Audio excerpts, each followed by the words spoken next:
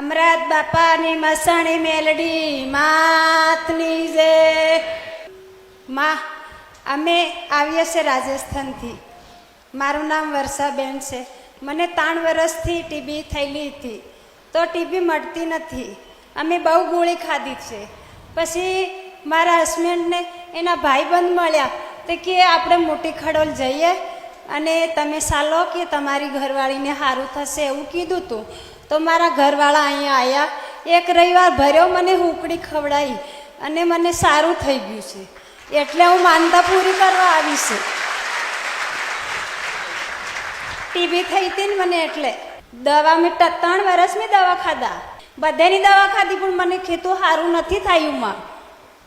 પછી મેં આ એકવાર રહેતી મારે ધણીએ રવિવાર ભર્યો તારે મને સારું થઈ ગયું છે. હા મટી ગયું.